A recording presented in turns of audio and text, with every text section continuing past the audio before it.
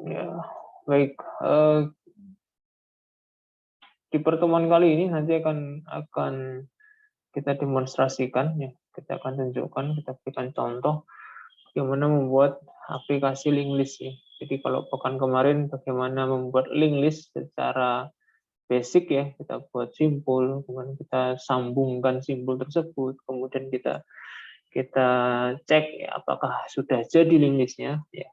Itu secara sekuensial dalam aplikasi Mint, dalam kelas Mint, maka nanti di program kali ini kita akan membuatnya lebih terstruktur, ya. Kita akan membuat sebuah menu program, bagaimana membuat simpul, bagaimana menghapus simpul, kita bisa menampilkan isi link list dan seterusnya. Ya, tetap dengan kerangka OP, ya, Object Oriented Programming. Ya, sebelum saya mulai pembuatan programnya, ingin saya sampaikan kembali, saya garis bawahi kembali bahwasanya pasca dari pertemuan UTS yang lalu, kita akan bahas tentang tipe data abstrak. Jadi mulai pekan kemarin, pekan ini, sampai dengan UAS nanti, topik bahasan utama kita adalah tipe data abstrak, ya. Nah, abstrak data type, ya, ADT, abstrak data type.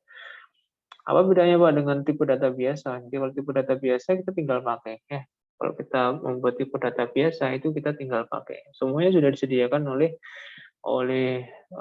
Java, gitu ya. Kita mau mengolah data angka, disiapkan ada integer, ada float, ada double, ada long, dan seterusnya. Kita mau mengolah data karakter, disediakan char, ya.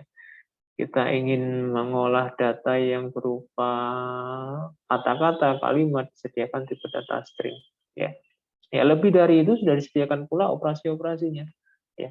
Kita mau menggunakan data angka, sudah disediakan operasi penjumlahan, pengurangan, perkalian, pembagian, ya. Kita mau mengolah data string, sudah disediakan metode-metodenya, kan. Ada metode untuk mencari komponen string, ada metode untuk menyambung string, ada metode untuk mengecek kesamaan string, dan seterusnya. Semuanya sudah dilengkapi sudah disediakan secara lengkap oleh Java, ya, Java. Maka nanti kalau kita membuat tipe data abstrak, itu berarti kita akan membuat tipe data sendiri, ya. Poinnya di situ. Ketika kita membuat tipe data abstrak, kita berarti akan membuat tipe data sendiri, ya, tipe data sendiri. Ya. Disebut abstrak, ya. Disebut abstrak itu karena yang kita buat nanti abstraksinya, ya, atau ringkasannya, ya, ringkasannya. Kita akan membuat tipe data dimulai dari ringkasannya dulu. Ringkasannya apa, kemudian nanti kita tinggal pakai. Ya, kita tinggal pakai. Keberadaan kelas itu nanti sangat sejalan dengan tipe data abstrak ini. Ya, keberadaan kelas yang kita sudah bahas, ya, di pekan-pekan awal kemarin, itu nanti akan memudahkan kita untuk membuat tipe data abstrak. Kenapa? Karena di dalam kelas nanti sudah disediakan ini bagian untuk datanya, kemudian juga sudah disediakan satu paket dengan metodenya, ya. Jadi dalam kelas itu kan ada data, ada metode. Nah, data ini untuk menyimpan datanya, metodenya ini untuk nanti kita buat metode-metode untuk mengoperasikan, ya, untuk mengoperasikan tipe data tersebut, ya. Jadi keberadaan kelas, ya, itu kita bisa gunakan untuk membangun atau membentuk tipe data abstrak, ya. Ya. Jadi tipe data abstrak ini nanti menjadi concern kita dalam pertemuan setelah UTS. Ada beberapa tipe data abstrak yang banyak kita temukan dalam pustaka-pustaka, literatur-literatur. Yang pertama nanti kita bahas adalah linked list, ya, linked list. Kemudian kita akan bahas tentang stack, kemudian kita bahas tentang queue, ya, tentang queue. Jadi ada lagi yang lain, ya, tipe data abstrak yang lain. Misalnya nanti ada tree, ada graph, ya, itu contoh-contoh yang lain. Tapi kita nanti akan cukup bahas 3 hal tersebut dulu, ya, linked list, kemudian stack, kemudian yang ketiga queue, ya. Ya. Jadi seperti yang saya sampaikan tadi, tipe data abstrak ini kita harus sediakan tempat untuk menyimpan datanya, kemudian yang kedua untuk menjalankan operasinya. Ya, jadi paketnya begitu. Ada datanya, kemudian ada untuk mengoperasikannya. Nah, salah satunya nanti yang kita bahas adalah linked list. Ya. Kita akan membahas linked list, bagaimana membuat linked list, kita siapkan tipe data apa yang akan bisa disimpan di linked list tersebut, kemudian operasi-operasi apa saja yang disediakan oleh linked list tersebut. Ya. Nanti kita kemas dalam sebuah kelas. Ya. Kita akan kemas dalam sebuah kelas yang namanya linked list. Sehingga ketika kita sudah punya kelas namanya linked list, nanti program-program yang akan kita buat berikutnya kita tinggal pakai saja.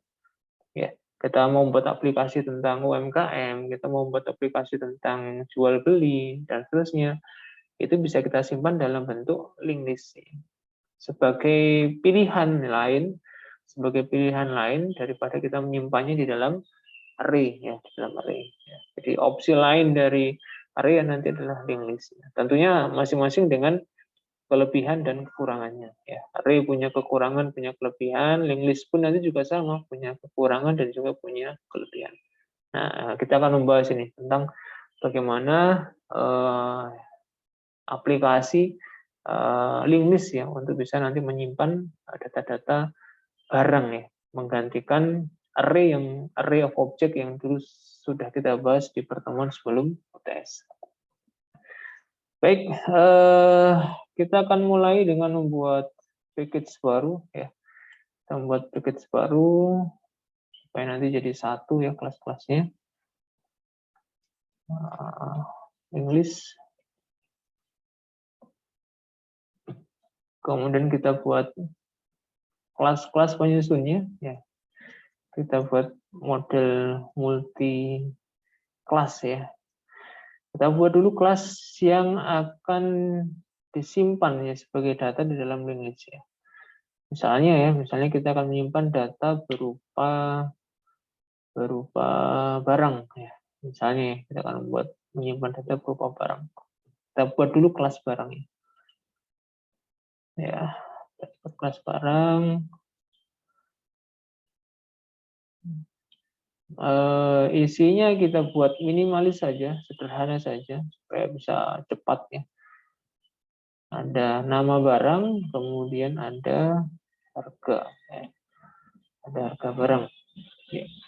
Kemudian untuk create objeknya kita siapkan konstruktor ya. Kita siapkan konstruktor, string nama, integer harga.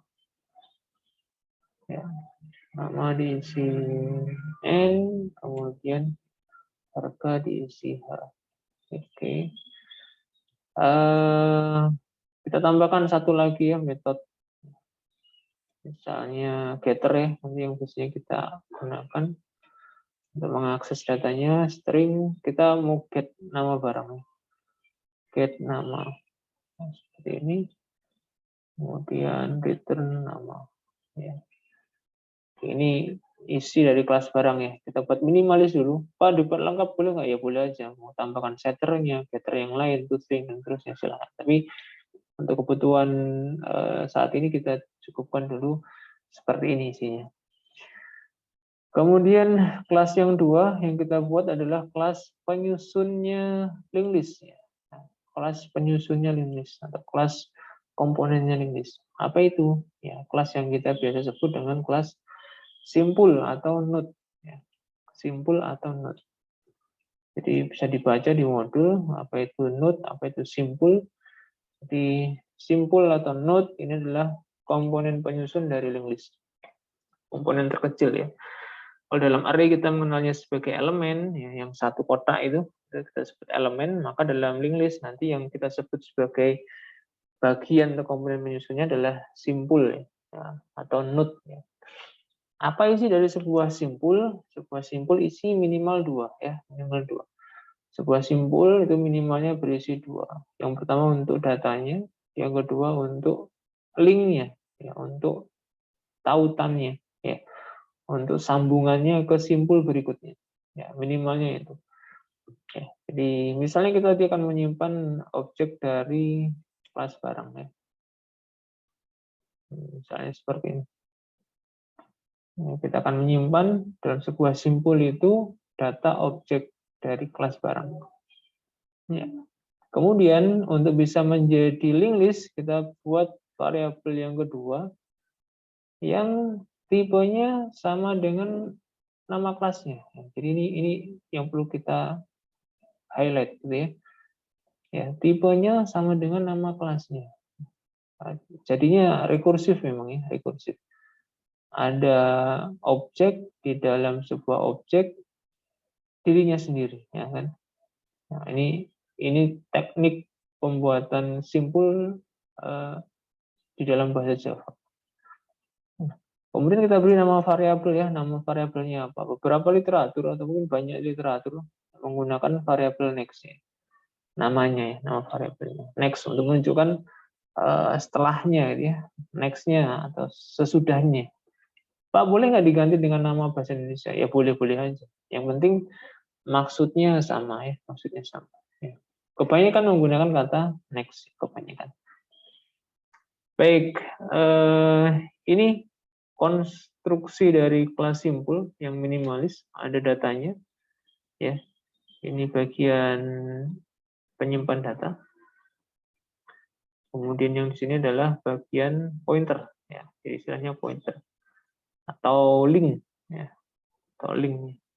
Nah, link kemana? Ke simpul berikutnya. Jadi sekali lagi link list itu adalah rangkaian dari simpul-simpul. Ya, link list itu adalah rangkaian dari simpul. Ya, banyak simpul, kemudian disambung-sambungkan, ya, sehingga menjadi rangkaian. Ya. Ya, sekilas mirip dengan array. Ya. Ya, sekilas mirip dengan array. Kalau array dia berdempetan, posisinya berdempetan. Tapi kalau link list dia bisa lompat-lompat, bisa lompat-lompat. Ya. Oke. Baik, ini kelas simpul. Kemudian kita bisa buat konstruktornya. Jadi simpul dengan parameter barang misalnya, dimana barang diisi dengan B. Ya. Oke, kemudian kita tambahkan juga metode untuk mengakses ya, mengakses data dari barang. Kita buat getter public string. Kita mau get namanya dari barang ya. Get data lah misalnya. Get data, kita returnkan barang, kita akses metode get nama. Sehingga nanti kalau dipanggil metode get data, itu sebenarnya dia menjalankan metode get nama dari objek barang ya, dari objek barang.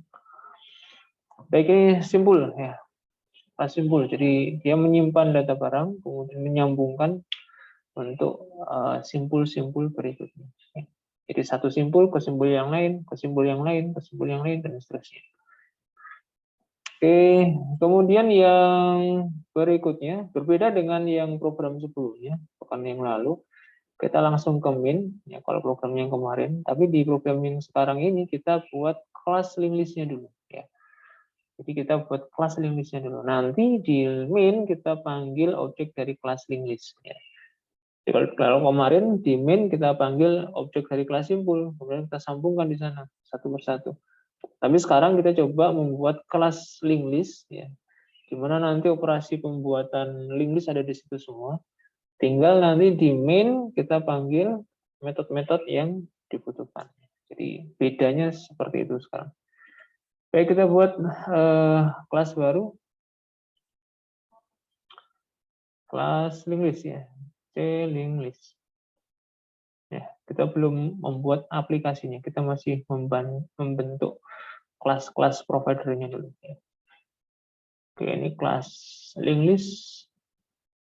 Ya. Untuk pertemuan kali ini kita akan membuat link list yang jenisnya single ya, single link list. Karena nanti ada beberapa macam link list itu. Ya, ada yang namanya double link list, ada yang namanya circular link list, ada yang namanya circular double link list. Nah, banyak pilihannya. Untuk kali ini kita buat yang jenisnya single link list. Baik, apa artinya single link list? Single link list itu berarti simpulnya hanya punya satu link ya. simpulnya hanya menyimpan satu alamat simpul berikutnya. Itu singling list ya. Ya. Berarti kalau doubling list, linknya ada 2. Nah, triple list, linknya ada 3, dan seterusnya. Nah, jadi nanti bayangkan link list itu elemen simpul-simpul yang panahnya hanya 1. Ya. Nyambung ke simbol berikutnya, ke simbol berikutnya. Itu single link list ya, single link list. Dalam link list biasanya nanti kita butuh variabel-variabel untuk menyimpan posisi ujung depan link list dan ujung belakang link list. Ya. Kita gunakan nama head dan tail, atau kepala dan ekor. Tipenya apa ya? Simpul ya, sama dengan simpul yang lain. Tipenya ya simpul. Ya, tipenya simpul. Oke. Ini komponen utama ya, komponen utama dalam kelas link list. Kemudian kita bisa menambahkan konstruktor misalnya. Ya, misalnya kita isi seperti ini. Head tail sama dengan 0. Ya. Oke. Jadi variabel simpul head dan simpul tail itu pertama kali nanti list dibuat dia nilainya 0. Ya. Artinya 0 apa? Artinya tidak menunjuk ke mana-mana. Ya. Dia tidak menunjuk ke mana-mana. Ya, 0. Baik, ini konstruktornya. Kemudian kita lengkapi metode-metode untuk operasi link list. Metode-metode untuk operasi link list. Biasanya 3, ya, penambahan, kemudian penghapusan, kemudian yang ketiga menampilkan link list. Biasanya 3 itu. Variasinya nanti bisa banyak variasi, tapi biasanya 3 itu: menambah, menghapus, kemudian menampilkan. Ya. Jadi ini yang bedanya kalau kita membuat abstract data type seperti ini. Kalau kita membuat array kan ya tinggal pakai saja kan, ya tinggal pakai saja. Ya, kita mau pakai tipe data integer, kita mau pakai tipe data string, ya tinggal pakai saja operasinya. Tapi kalau abstract data type kita harus memikirkan operasi-operasinya seperti apa. Kita membuat sendiri operasi-operasi. Ya, berupa apa? Berupa metode ya. Baik, kita buat metode untuk menambah ya, menambahkan simpul ke dalam link list. Ya. Misalnya kita beri nama tambah belakang. Ya, kita tambah belakang. Artinya apa nanti? Setiap kali ada simpul baru yang masuk ke dalam link list, dia selalu diletakkan di ujung belakang. Ya, ujung terakhir. Ya. Ini maksudnya. Karena dia menambah, berarti dia butuh argumen ya. Dia butuh argumen, butuh parameter. Parameternya kita buat simpul ya. Jadi simpul baru ya, jadi seperti ini. Jadi simpul baru. Jadi nanti yang diikutkan ketika memanggil metode tambah belakang itu adalah objek dari kelas simpul, namanya baru. Ya, tambah belakang.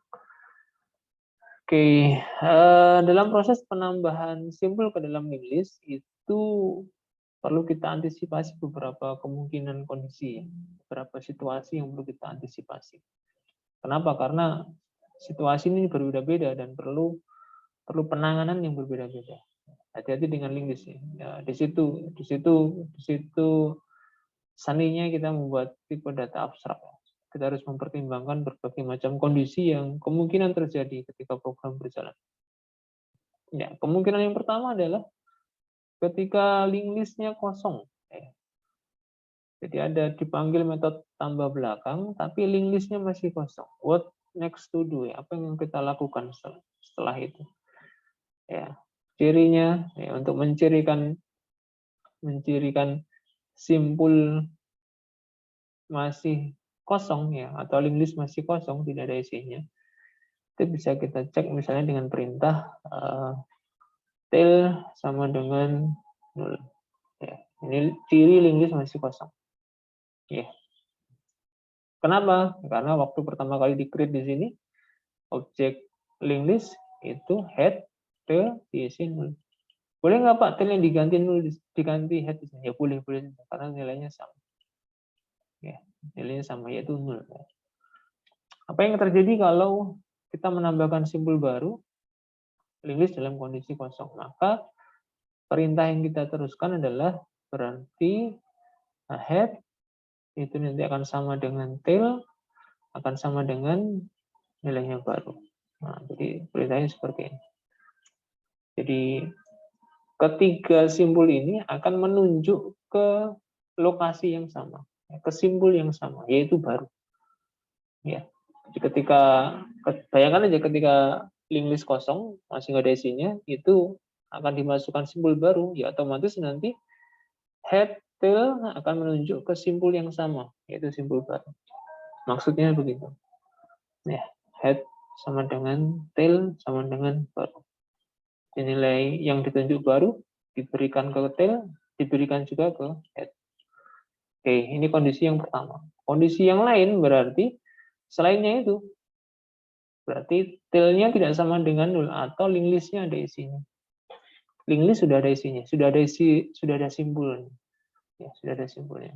Karena kita menambah di belakang, ya, karena kita menambah di belakang berarti yang nanti yang kita akses adalah simbol tail-nya, ya, pointer tail-nya yang kita akses. Bukan head-nya ya. Head itu yang di depan. Jadi head kita pertahankan selalu posisinya di ujung depan. Tail kita pertahankan selalu kondisinya di ujung belakang. Ya, ini penting ya. Nah, karena linked list itu harus ada batasannya. Linked list harus ada batasannya. Dari mana sampai ke mana ya. Dari head sampai tail ini harus kita amankan ya, kita amankan. Kalau nanti ada perubahan di kedua pointer ini, head tail-nya ngacau, ya, linked list kita bisa berbahaya nanti. Bisa hilang malah nanti, nggak terakses ya. Seperti yang kemarin ya. Di program yang kemarin kalau ada kesalahan meletakkan next-nya, itu efeknya linked list bisa tidak terbaca ya, terlewati. Oke, baik. Jadi kemungkinan yang kedua di sini adalah linked list sudah ada isinya. Ya. Berarti tail-nya tidak sama dengan nol. Maka apa yang kita lakukan kalau linked list sudah ada isinya? Karena selalu ada di belakang, maka kita letakkan seperti ini. Tail.next ya. Jadi next-nya tail. Jadi bayangkan ini ada tail, kemudian ada baru di sini ya. Ya, baru datang di sini, mau kita letakkan di sini, maka next-nya tail ya, next-nya tail itu kita arahkan ke baru. Ya. Perintahnya seperti ini. Ya. Tail next kita arahkan ke baru. Ya. Jangan lupa ya, posisinya tail juga kita update. Kenapa? Ya, ketika baru sudah nyambung dengan linked list, maka ujung belakangnya bukan lagi tail, tetapi baru. Sehingga posisi tail yang ada di tail yang lama itu kita geser menunjuk ke tail yang baru. Sehingga perintahnya seperti ini. Ya. Detailnya kita geser. Yang pertama ini adalah sambungkan, ya, sambungkan linked list. Sedangkan ini adalah maksudnya update posisi tail. Ya. Jadi ketika sudah terhubung dengan simbol baru, maka tailnya juga harus kita geser. Ya, tailnya bukan berhenti di posisi yang lama, tapi kita geser ke posisi tail atau ujung belakang linked list yang baru. Di mana itu? Ya di simbol baru. Jadi posisinya baru dikopikan ke tail. Oke. Oke, kemudian kita beri message penambahan sukses misalnya. Ini tambah belakang. Jadi logikanya begitu. Ya, ini butuh visualisasi memang, butuh ilustrasi. Silakan dibaca nanti di modul ya, ilustrasi. Jadi sudah saya gambarkan bagaimana mengelola anak panahnya. Ya. Baik, ini tambah belakang. Berikutnya kita buat metode untuk menampilkan ya baca linked list-nya.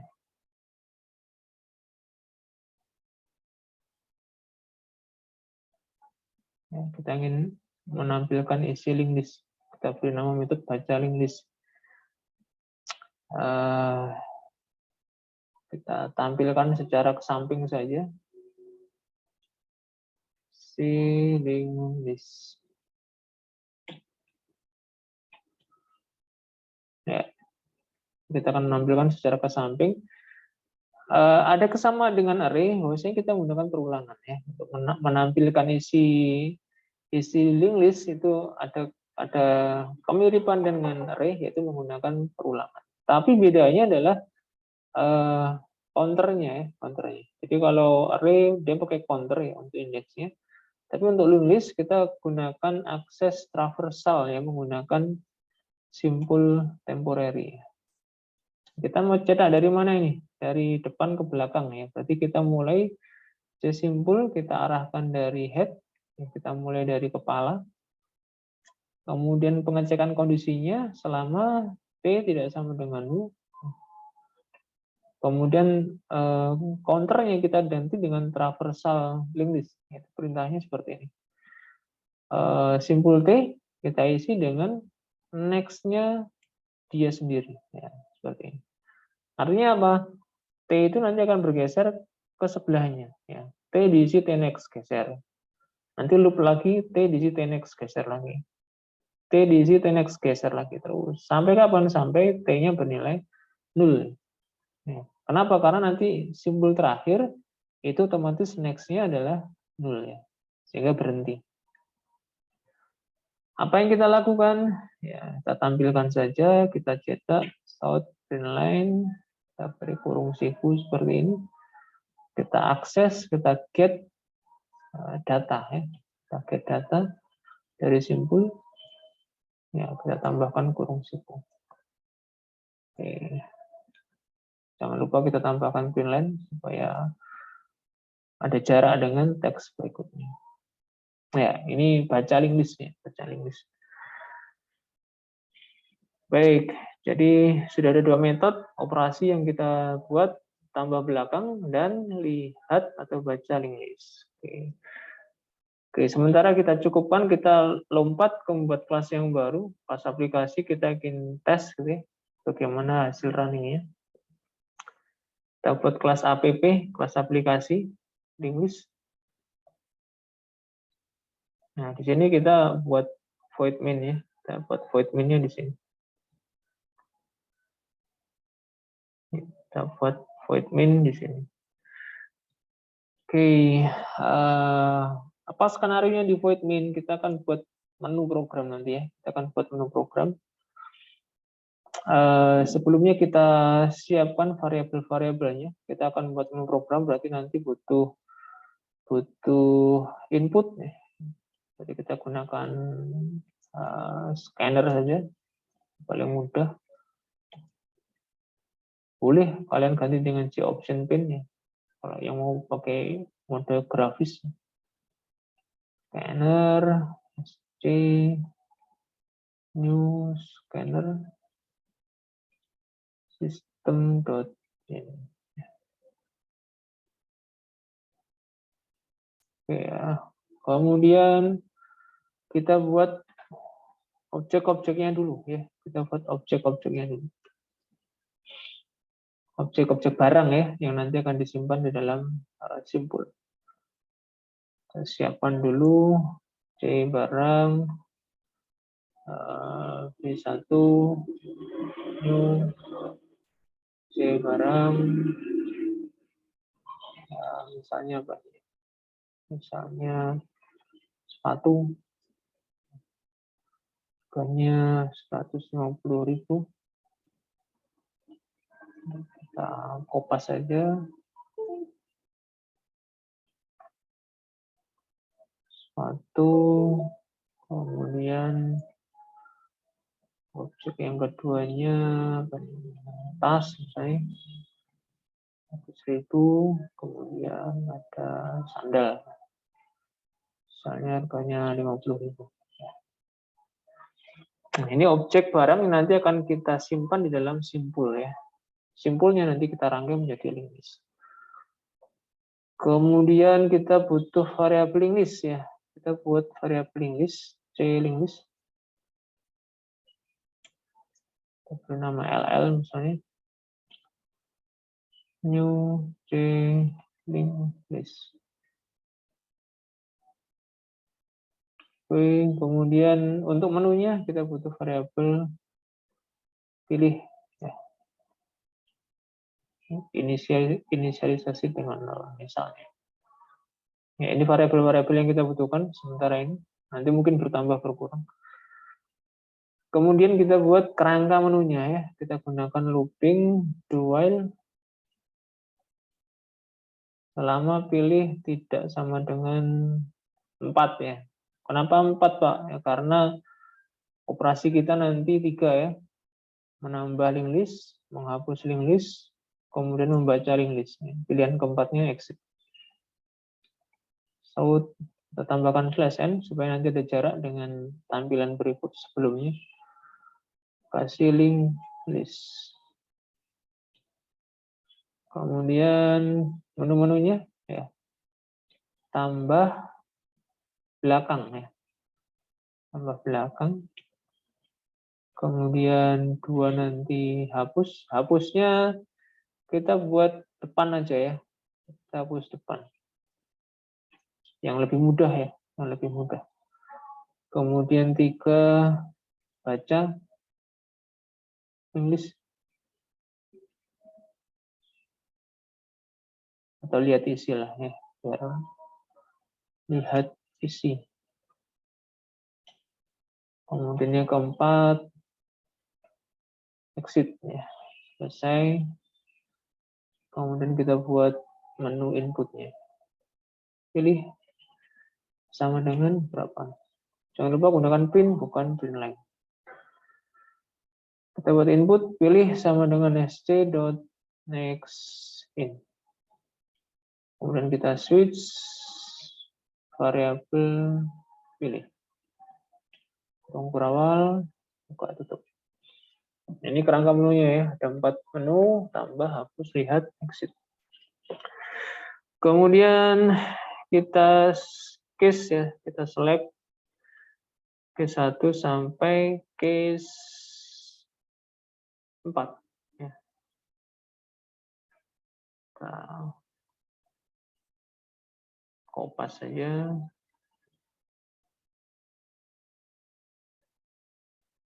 Case 1, case 2, case 3, case 4.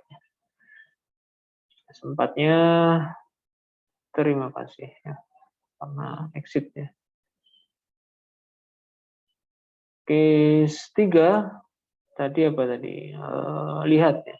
Jadi kita panggil aja metode langsung ll.baca link list. Oke, sederhana ini karena sudah ditangani secara khusus oleh metode baca link list. Case 2 kita skip, case 1-nya, nah ini untuk menambah ya, menambah. Tambah data di belakang ya, tambah data di belakang. Data apa yang mau ditambahkan? Data simpul ya. Karena yang kita simpan, yang kita buat baru barang, maka kita harus menyiapkan simpulnya dulu. Oke, kita beri opsional sort, misalnya 1 apa ini? B1 dot get nama.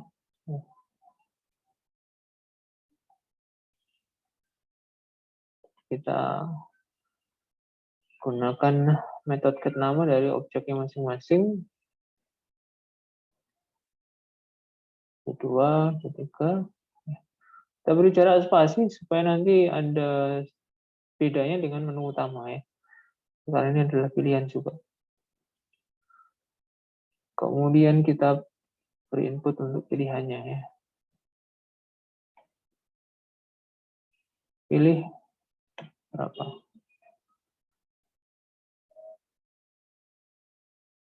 Kita tambahkan 1, 2, 3. Seperti ini. Kalau ada pilihan lagi, kita buat variabel bantuan, pilih 2 ya. sc.nextIn. Nah, ini bisa pakai if, else, bisa juga pakai switch case ya. Ini kita pakai switch case lagi ya. Switch, pilih 2. Ya, case 1, break. Nah, jadi dari objek barang B1, B2, B3 ini harus kita ubah dulu ke objek simbol, baru nanti bisa kita masukkan ke penambahan link list-nya. Jadi tahapannya begitu. Kalau user memilih 1, berarti kita membuat simbol baru, ya, kita membuat simbol baru dengan argumen dari B1. Ya, khususnya begitu. Jadi kita akan membuat simbol baru. Simbol B misalnya. Ya, kita buat new C simbol dengan konstruktornya itu B1. Ya, seperti ini ya. Ini kalau mau lebih rapi lagi, kita bisa tambahkan di sini objek simpul ya, kalau mau lebih rapi lagi. Oke, kemudian kita setelah simpul B-nya jadi, setelah simpul B-nya jadi, kita tambahkan dengan memanggil metode tambah belakang. Tambah belakang, ya. Argumennya kita isi dengan B. Ya, ini case 1-nya seperti ini. Case 2, case 3 nanti sama ya. Case 2, case 3-nya sama. Kita kopas saja.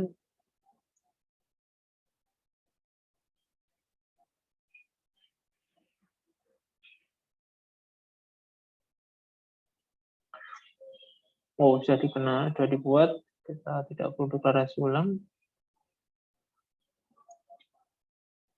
Case 3, ya untuk barang jenis yang ketiga.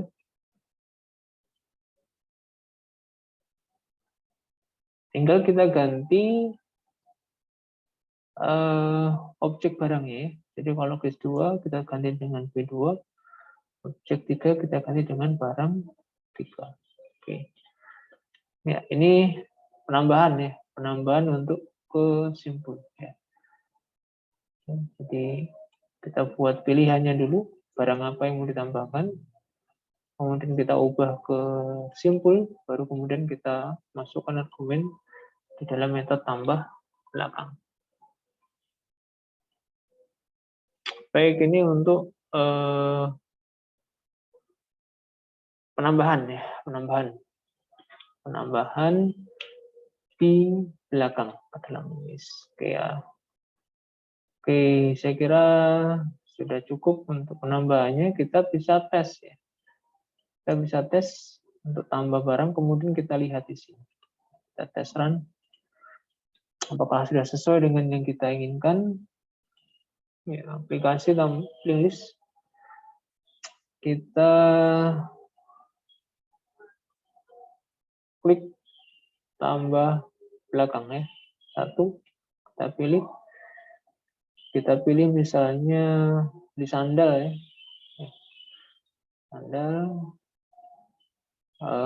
Oh ya, ini lupa belum menambahkan notifnya, sehingga kita tidak tahu ya. Ini mesinnya agak menjorok ke kanan ya. Penambahan sukses. Oke, next kita pilih lihat isi link list. Kita cek ya. Ada sandal di sini isi link list. Kemudian kita tambah lagi. Kita pilih sepatu. Penambahan sukses, kita lihat ya, sepatu ada di sebelah kanannya sandal ya. Dia di belakang ya. Penambahan simbol baru ada di sebelah kanan dari ujung belakang. Sepatu di kanannya sandal. Kita tambah lagi. Kita pilih tas. Penambahan sukses, kita lihat isinya. Ya, tas ada di sebelah kanannya sepatu. Jadi penambahan baru selalu ada di belakang. Ya, belakang. Jadi kanan itu yang belakang. Jadi kanan itu yang belakang. Baik, tambah dan lihat sudah sesuai dengan yang kita inginkan. Kita exit dulu. Kita tambahkan sekarang metode untuk menghapus. Kita kembali ke kelas linked list. Kita tambahkan metode untuk menghapus. Kita buat metode baru, public void hapus depan. Jadi nanti kalau metode ini dipanggil, maka simpul data yang paling depan, yang paling kiri, itu nanti akan dihapus dari linked list. Berbeda dengan penambahan, kalau penambahan dia butuh argumen, tapi kalau penghapusan tidak ya. Kenapa? Karena otomatis dia nanti menghapus yang paling depan. Otomatis ya, nggak perlu diberi argumen. Sama dengan penambahan, ada beberapa kondisi yang perlu kita antisipasi ketika menghapus simpul dari linked list. Beberapa kondisi yang kita perlu antisipasi. Kenapa? Kalau diantisipasi, kalau tidak diantisipasi, ketika di running nanti terjadi hal-hal yang tidak diinginkan, program akan error, program akan berhenti dan error. Ya, null pointer ya, misalnya begitu ya, mirip-mirip dengan array ya, mirip-mirip. Kondisi yang pertama adalah ketika linked list dalam kondisi kosong.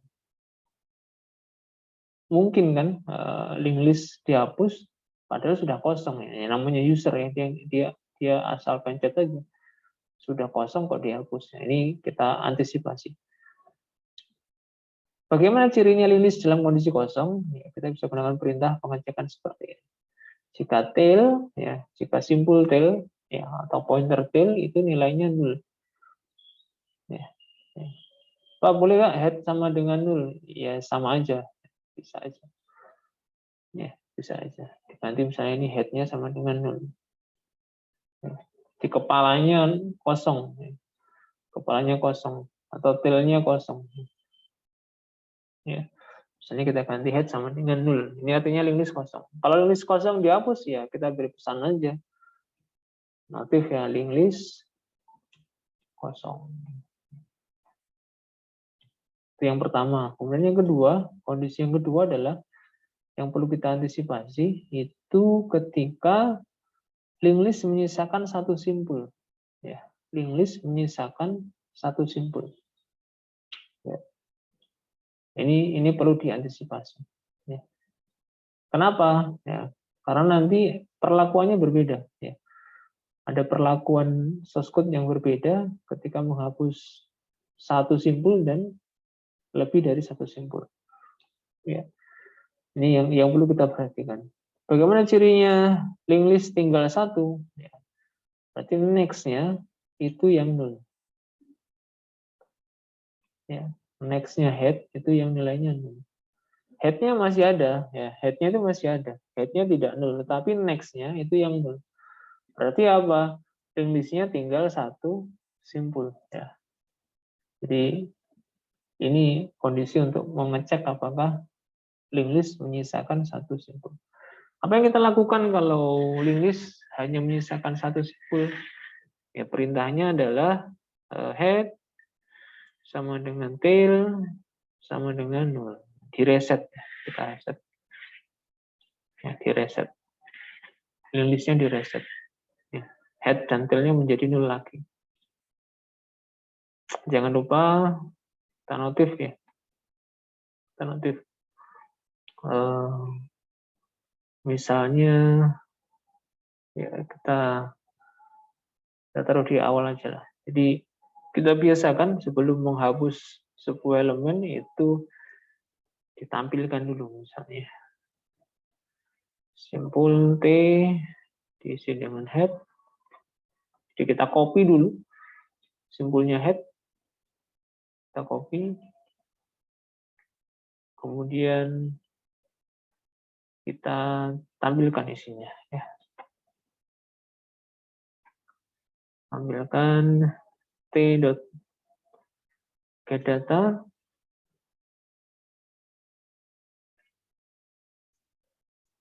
dihapus. Ya, untuk informasi saja. Baru kemudian direset. Ya. Head, tail-nya dinolkan. Baik, ini kondisi yang kedua. Simpul tinggal satu. Else, ya, kondisi selainnya itu. Apa artinya? Linked list berisi lebih dari sama dengan 2 simpul. Nah, ini kondisi yang umum nanti.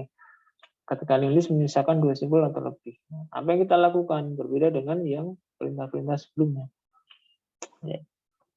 Oke, bagaimana perintahnya? Ya, kita amankan dulu. Kita copy ya. Kita copy dulu. Ya. Ya. Perintahnya adalah kalau misalnya ini ada 2 simpul ya, ada 2 simpul. Kalau yang dihapus ujung depan, ya ujung depan ini kita hapus, ya kita keluarkan dari linked list, maka yang terjadi adalah posisi ujung depan bergeser ke simpul berikutnya. Ya. Ya. Jadi posisi ujung depan akan bergeser ke simpul berikutnya. Perintahnya bagaimana? Perintahnya seperti ini, head itu kita isi dengan next-nya dari head. Ya. Head. Ya, head kita isi dengan next-nya dari head. Artinya apa? Head yang baru, ujung depan yang baru, itu adalah next dari head yang lama. Agak rekursif ya, agak bingung mungkin nih, tapi memahaminya begitu. Jadi head yang baru, itu nanti adalah next dari head yang lama. Nah, jadi head-nya bergeser. Kemudian T-nya kita bisa nolkan. Di posisi head yang lama, kita bisa nolkan. Hilang dia dari rangkaian linked list. Ya, ini menghapus depan ya, menghapus depan. Ya, kita coba di min, kita coba di aplikasi, kita tambahkan dalam case 2, kita panggil metode hapus depan. Ya. Oke, kita tes run.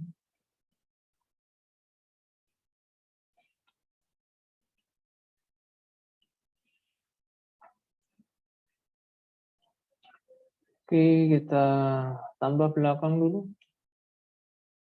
Tambah tas, misalnya kita pilih 2. Nambahan sukses, kita tambah lagi. Kita pilih sepatu. Oke, kita tambah lagi. Kita pilih sandal. Kita lihat isinya, ya, tas, sepatu, sandal.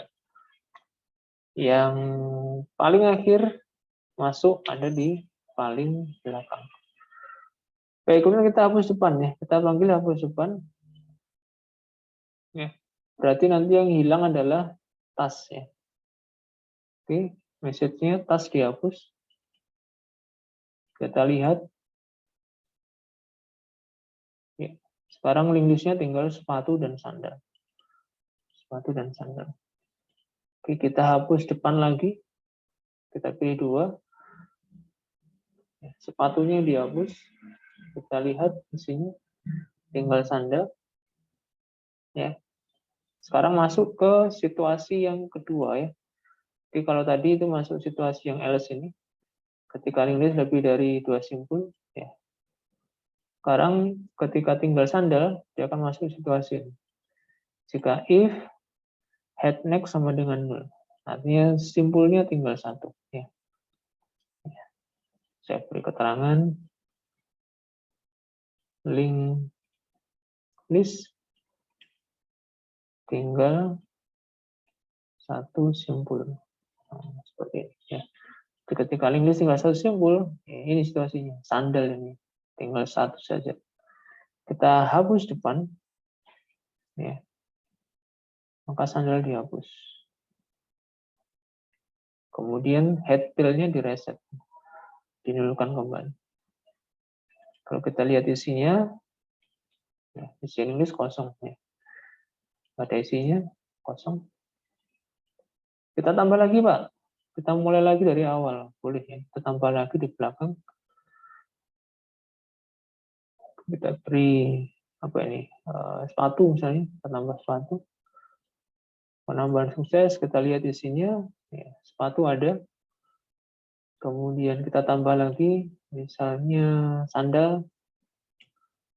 Kita lihat isinya, ya, sepatu dan sandal. Kita hapus lagi misalnya di depan. Sepatu dihapus, kita lihat isinya, tinggal sandal. Ya, jadi ini menghapus simpul di ujung depan. Oke, kita exit ya. Exit. Selesai. Baik, ini contoh aplikasi English, aplikasi dasar ya, yang nanti akan kalian kembangkan untuk menjadi aplikasi final project ya. Jadi basicnya nanti dari sini, dasarnya nanti dari sini. Kita sudah tidak menggunakan array lagi di sini, ya. Kita sudah nggak pakai array lagi, tapi semua penyimpanan kita gunakan English ya, kita gunakan English. Ya, apa efeknya? Ya, seperti yang saya sampaikan kemarin. Dengan English kita bisa menambah data dan menghapus data secara dinamis, ya, secara dinamis. Kita butuh baru tambahkan, kita sudah nggak butuh yang lama hapus. Terus seperti itu, dinamis. Ya, ukuran memori menyesuaikan dengan kebutuhannya. Kalau array nggak bisa, array dibuat 10 ya di memori 10, dibuat 100 ya di memori 100. Tapi kalau English tidak. Kita butuh data baru, tambahkan simpul baru. Kita nggak butuh data yang lama, ya hapus simpul yang lama. Ya, seperti itu cara kerjanya English. Baik, saya kira itu sedikit penjelasan dan demonstrasi program tentang aplikasi English.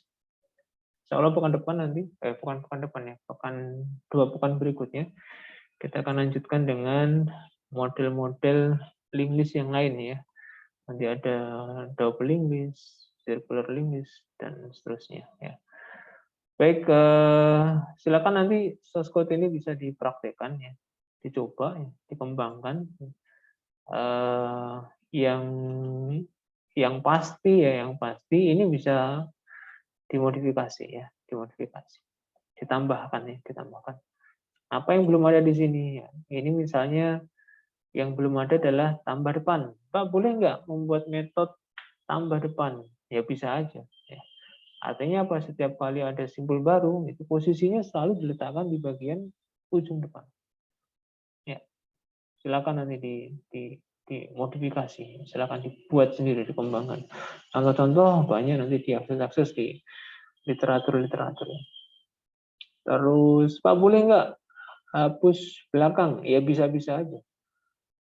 Meskipun dengan bentuk single English sedikit agak sulit ya, tetapi masih memungkinkan untuk menghapus di ujung belakang.